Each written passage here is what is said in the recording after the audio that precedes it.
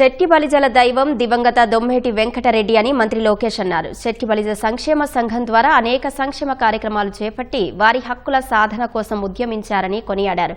Visakha Telugu Desam party కార్యాలయంలో దివంగత దొమ్మేటి వెంకటరెడ్డి జయంతి సందర్భంగా లోకేష్ నివాళులర్పించారు.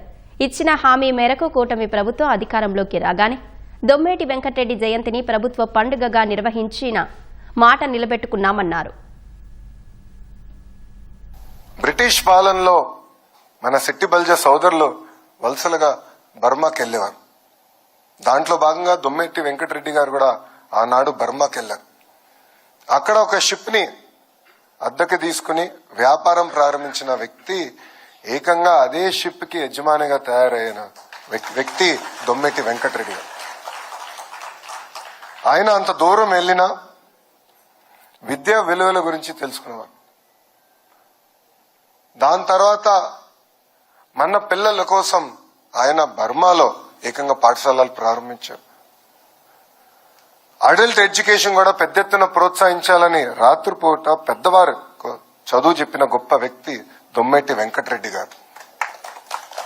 ఆయన అక్కడ ఆర్థికంగా నిలదొక్కున్న తర్వాత మన కోసం ప్రత్యేకంగా సంఘాలు ఏర్పాటు చేసి మన పిల్లల్ని ఆదుకుని ఆర్థికంగా నిలదొక్కున్న తర్వాత జన్మభూమి కోసం సేవ చేయాలని తిరిగి మన ప్రాంతానికి వచ్చిన గొప్ప వ్యక్తి దొమ్మేటి వెంకటరెడ్డి గారు.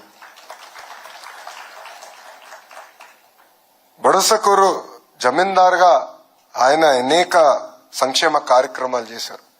స్వాతంత్రం కోసం కూడా పోరాడారు. స్కూల్స్ కాలేజీలు ఏర్పాటు చేశారు. లైబ్రరీలు కూడా ప్రారంభించారు.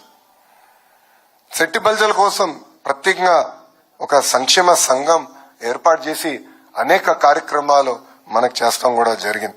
ఒక మాటలో చెప్పాలంటే శెట్టి బలిజల సోదరుల దైవం దొమ్మేటి వెంకటరెడ్డి గారని ఈ సభాముఖం అందరికీ నేను తెలియజేస్తున్నాను. వెంకటరెడ్డి గారి విగ్రహం ఏర్పాటు కోసం కలిసికట్టుగా చేద్దాం. కమ్యూనిటీగా కాదు, సమాజం మొత్తం ఇన్వాల్వ్ చేద్దాం. ఆయన గొప్పతనం ఏంటో ప్రతి గడప తొక్కి తెలియజేయాల్సిన బాధ్యత ఇక్కడున్న మనందరి పైన ఉందని ఈ సభాముఖం తెలియజేసుకుంటూ